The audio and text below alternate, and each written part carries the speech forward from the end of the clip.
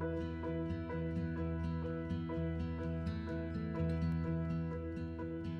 afternoon, everyone, and welcome to Northeastern University Charlotte campus.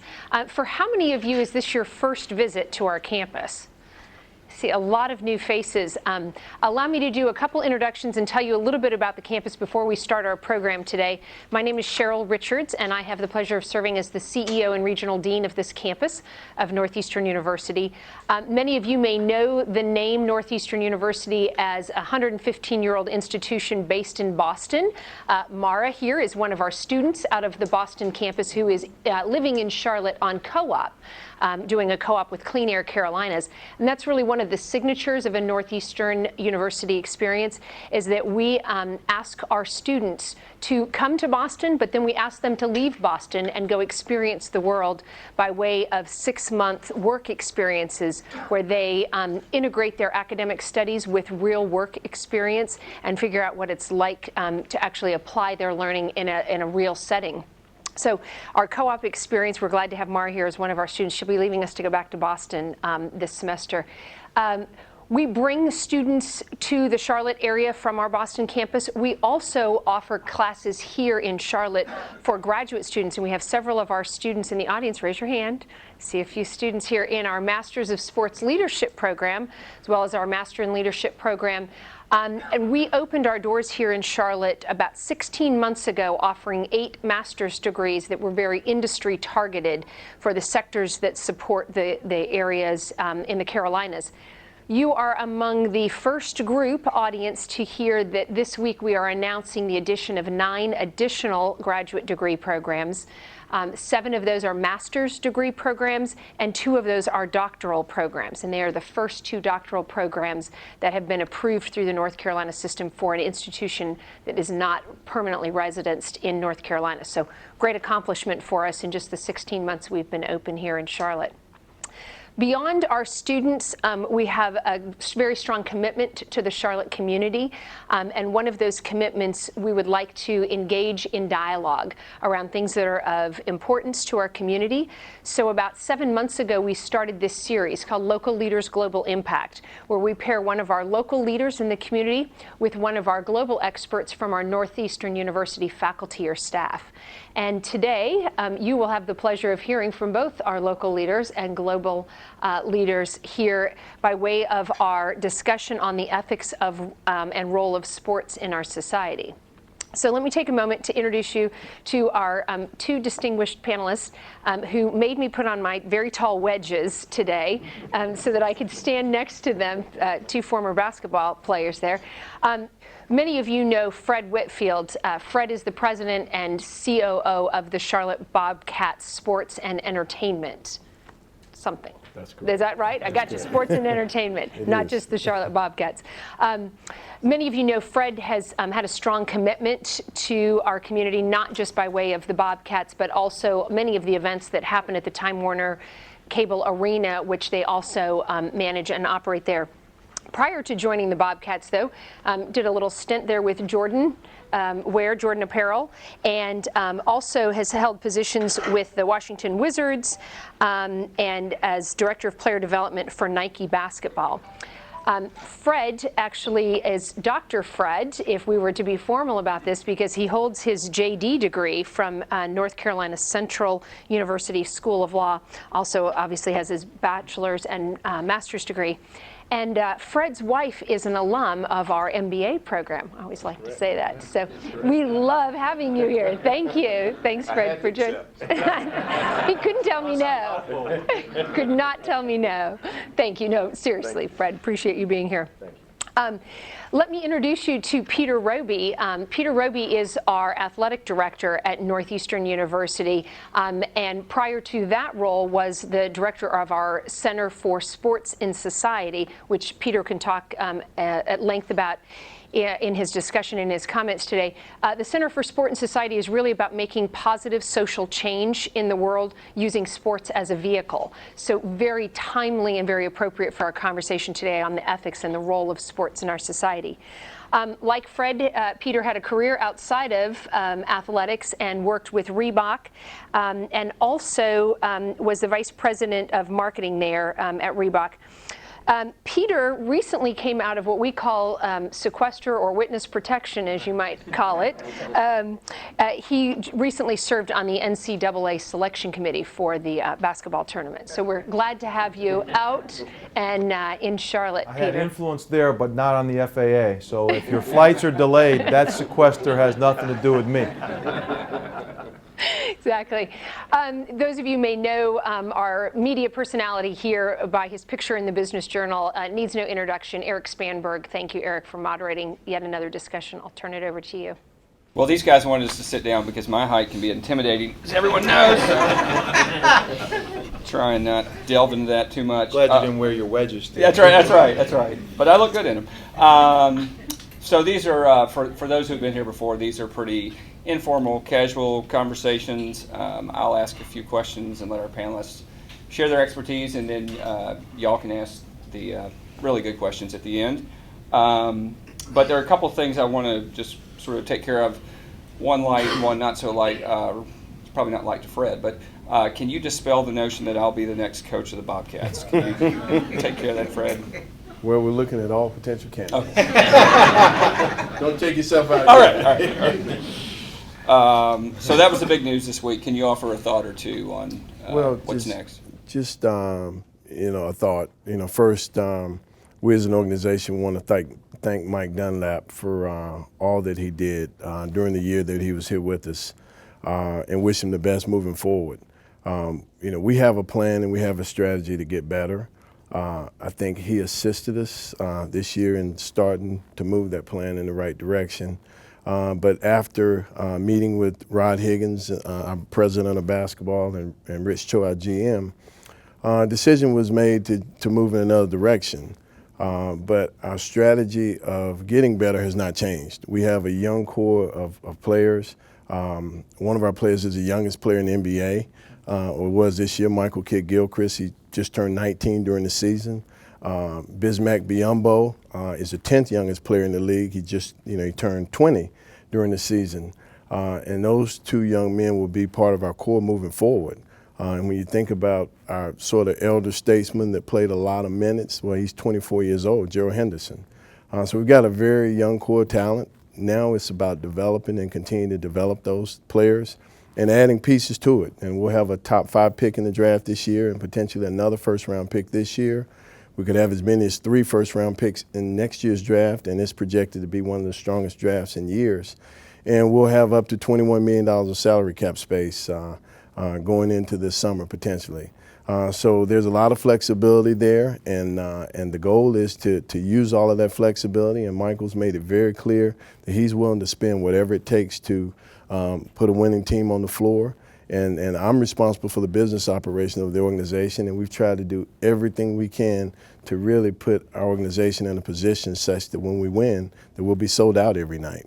And so we see brighter days ahead. But again, I would definitely like to convey our thanks to Mike Dunlap for all of his hard work over the past year. Takeaway here is that half your roster can't get into an R-rated movie, right? That's true. We've got a young team.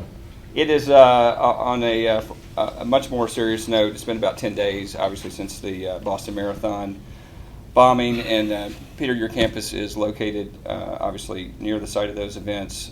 Fred, you run a building that safety and security is always on your mind. So I'm hoping that maybe both of you can offer some perspective on what's transpired and also how it affects what you do going forward.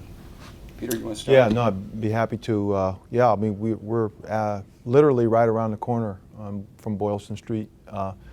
Fortunate that we didn't have more of our community impacted with the loss of life or serious injury, because it's a state holiday, and so there's no classes, and all of our students and a lot of our staff are there at the finish line or participating in the race or volunteering. And we had a few injuries, nothing life-threatening, thankfully. So we feel fortunate in one sense, and we're heartbroken. You go from being in a celebratory mood, just celebrating life and people being active and healthy, running for charities and all that sort of thing, and the next thing you know, bombs are going off and people don't know where to run, and 8-year-old children are being killed. So it's a tragedy. And so everybody's trying to heal. What it does for us is, you know, we sit in staff meetings and talk about our policies around whether people can bring bags into arenas or not, and you know, whether we're going to limit those things or not, which we've done the last couple of years.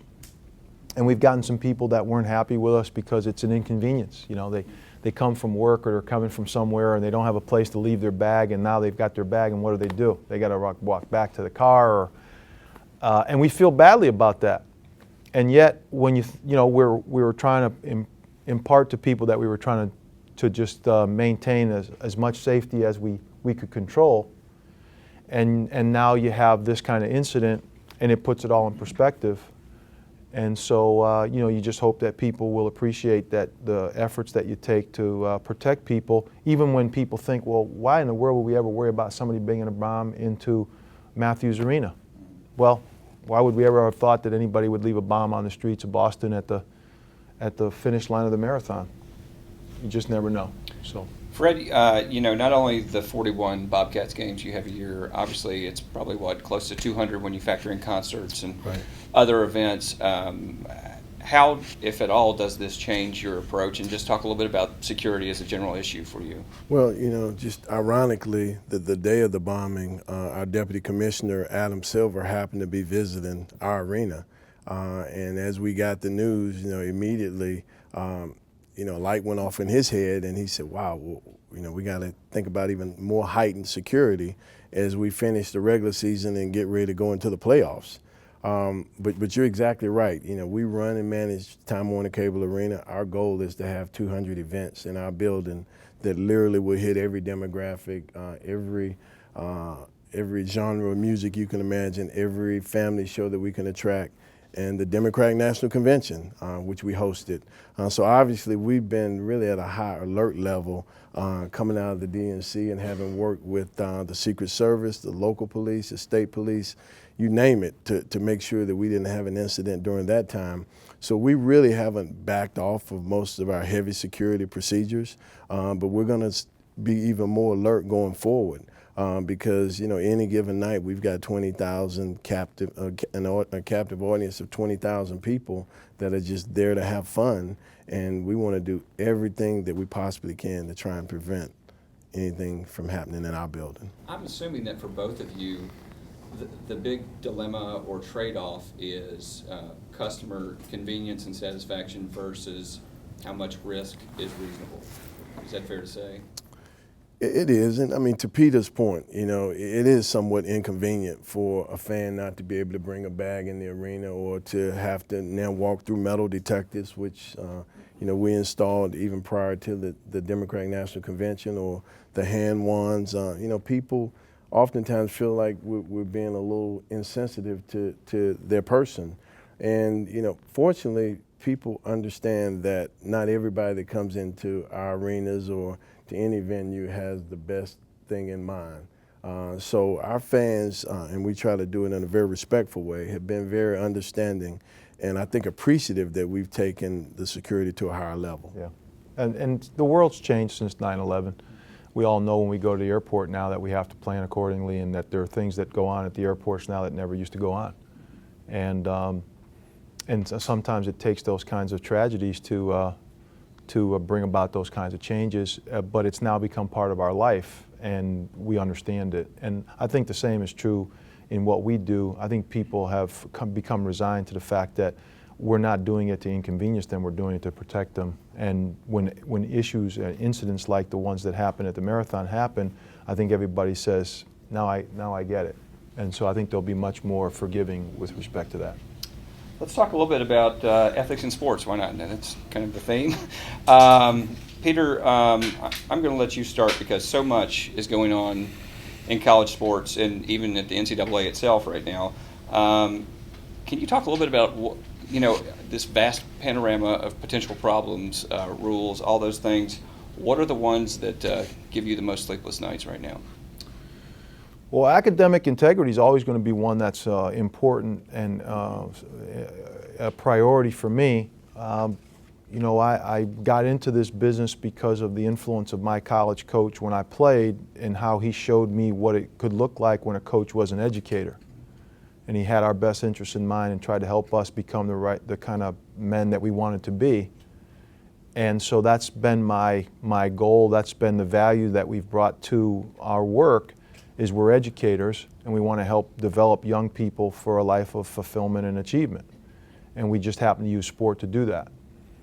And so I want to make sure that our focus continues to be on academic integrity and getting a quality education. And it's getting harder and harder to maintain that focus when the riches become bigger and bigger. When you have conferences that are signing media rights deals that are in the billions of dollars, and that schools can go from making $15 or $16 or $20 million a year through their sports media rights to making $40 million a year, it makes them decide that they're going to leave, you know, a long-standing traditional conference where they've been a member since its founding 60-some years ago, to go to a place that most of their alums aren't located. And you know, you ask yourself, well, what's that have to do with education? And it's hard to answer that question. And so, you know, my hope is that we don't lose perspective, despite all the money that's out there to be had, and that we continue to have the focus on what's in the best interest of the student athletes. Fred, you obviously see the finished product, these players coming out of college. What sense do you get? 18-year-old. Right. Finished Yeah, that's true. That's true. I forgot half the team's 12. Did you really just say that? When you get the seventh grader. You might want the right seventh grader. That's right. What sense do you get of how players have changed, just in terms of the environment that they're coming out of, what their college experience is like if they came from college? Well, you know, one of, I guess, the unfortunate things about players coming in our league so young is that a lot of them hadn't gotten a chance to really mature to the extent that they would if they went through a 4-year experience. But what I will say is the NBA and every team understands that and realizes that. And I think the NBA really has focused on player development and really trying to educate our young men on all phases of life and things that they need to know that maybe they would have learned later on through an educational process, or having a coach that was a father figure that spent more than 1 year with them in college. But we as an organization focus on it as well. And every team in the NBA has a player development director whose sole job is to really help these young men really understand how to matriculate through their pro careers and do it such that they can remain role models and can be a positive to the brand, not only of the organization, but their own personal brand. And so that's really important to us, and I think all the teams in the NBA. For people who may not be familiar with the nuances, can one or both of you just maybe back up and explain what the current policy is in terms of player eligibility going into, let's take basketball, obviously, for the NBA, and what possible remedies there might be if you think some are needed? Well, I just want to put the disclaimer out there right away that that's not an NCAA rule. So the one and done rule is not an NCAA rule. And there's a misnomer out there, or that somehow that's a rule that the NCAA has implemented, and it's not. That's a rule that came as a result of the collective bargaining agreement with the Players Association and the NBA, that a player cannot enter the NBA draft or play in the NBA unless they are 1 year removed from their graduating class in high school. And so that's why you see the kids at Kentucky or wherever that came to college for 1 year with the sole purpose of playing 1 year and going to the NBA. And you know, I don't like the rule, but I don't like the rule because I think it's unfair and it restricts a young person's right to make a living. You know, I don't see how it can be constitutional, but I guess they've vetted that well enough, and you got a lawyer here, so he could tell you more. But philosophically, I think it's a problem. If a young person's a talented enough singer that they can go out and sing and make money and support their family, or create art that gets sold and they're professional, it just seems counterintuitive to me that we would say that an 18-year-old who's talented enough to potentially play in the NBA can't go until he's 19. It feels like we're protecting the NBA and the Players Association from themselves. And they should, you know, they should earn their money. If they're good enough to evaluate talent and know whether a young man's mature enough to handle the rigors and the stress of the NBA, then they should draft him. And if they don't think he is, they shouldn't. But it shouldn't be up to us to have to take a kid for a year when we know that he doesn't want to be there. It just doesn't send the right message, and it, I think, leads to a lot of the issues that we have in college where people are falling all over themselves to get a kid for a year and then end up violating NCAA rules and all the other stuff that goes on. So, Fred, what do you think about the one and done? You know, I agree with almost everything Peter said. I just like to add that I think you know, part of this is also to protect some of the young men that happen to think they may be good enough to go right out of high school into the pros, who may or may not have been misled by, you know, an AAU coach that didn't necessarily have that young man's best interest at heart. And I think back on, you know, a young man, Corleone Young, who you know, was the #1 rated high school player in the country, but he was a 6'7" center. And he declared for the draft and, you know, didn't make it, and, you know, who knows where he is now. But you know, Peter's exactly right. It's negotiated and collective bargaining, and if the Players Association had their way, kids would still be able to go right out of high school to the pros. And I think if the ownership group had their way, they probably want to see kids play college basketball for 4 years. So, you know, much like every other issue that comes up in negotiation and the collective bargaining agreement, there was a compromise made, and several years ago, the decision was made to move away from high school players being able to enter the draft, and players at least do 1 year of college, and to Peter's point, you know, 1 year away from their graduating class. So when you look at a guy like Brandon Jennings, who sort of did it a different way, who left high school and went and played overseas for a year and then entered the next draft, you know, as long as you stay away for a year, then you can then enter the draft. I think that maybe there's some way of replicating what goes on in baseball for the NCAA. So there is a way that the NCAA could play a role in that. If we were open-minded to the idea that if you declare for the draft as a high school senior and yet you're not drafted where you want to be drafted, or you're not drafted, that you should then be eligible again if you don't go sign to go to college. In baseball, is it that you stay 3 years? Once you do that, right, you have to stay for 3 years once you enter. Right. Okay. Yeah. Do either of you think it does matter or should matter, particularly when we talk about basketball, that so many people think the college game has been watered down because of the departure of stars early? How much should that factor into a decision like that? Not for the player, but just for, you know, how the game is governed. I don't think it has any relevance. I don't care whether there's 8 less guys playing college basketball that would. I mean, that we have to understand the numbers. You know, if there's 32 teams, 30 teams in the NBA, well, half of them are getting drafted out of Europe, or damn near.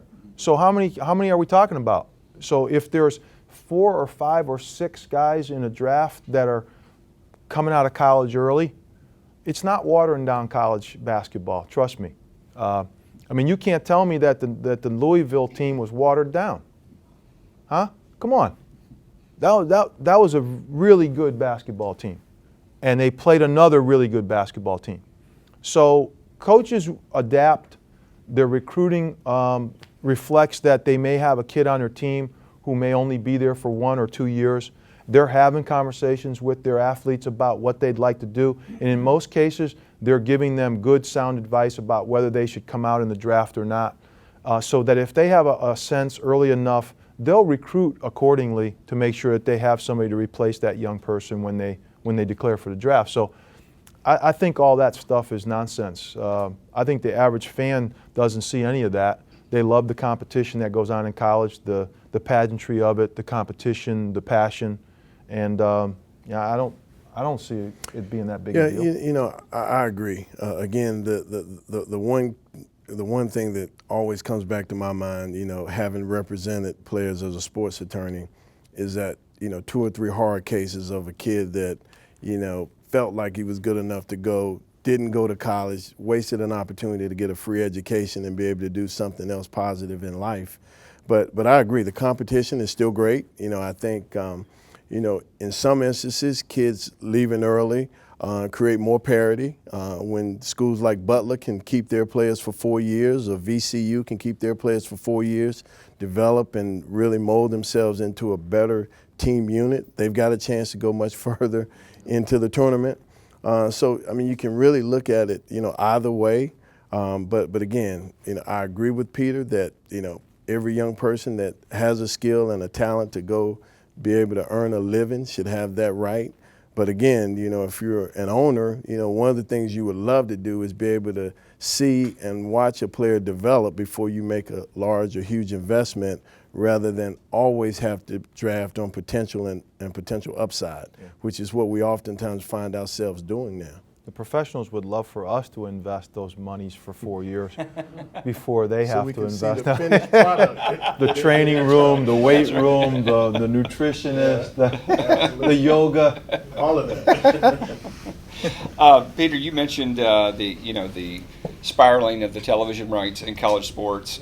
Fred, you made reference to figuring out the salary cap strategy, all of which is a long way of saying that so much of sports is about big money these days, and you hear fans and plenty of people that are in sports lament that. But I was hoping maybe the two of you could talk just a little bit about how you balance the money side with the competitive side and the ethical side.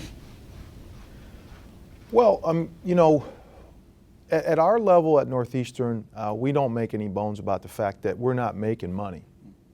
And, you know, I think that's important for most people to appreciate, is that there's a handful of colleges and universities that are playing collegiate athletics that are actually turning a profit.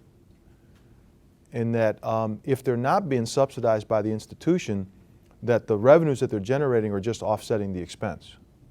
And almost no one is making big money. So that's why we have to be careful when we talk about institutions making a lot of money and why kids don't get paid to play.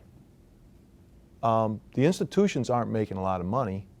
They're spending that money on the breadth of their athletic program, so that all the other sports can travel and have uniforms and have coaches and strength and conditioning coaches and facilities and sports psychologists and all that sort of stuff.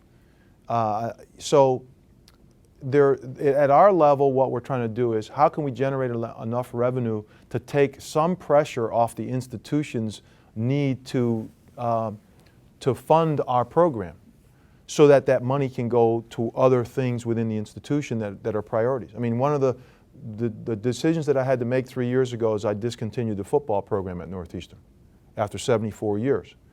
And you know, the questions were, was this a Title IX issue? Was it a money issue? No and no. It had nothing to do with Title IX, and it had nothing to do about the amount of money we were currently spending to support the football program.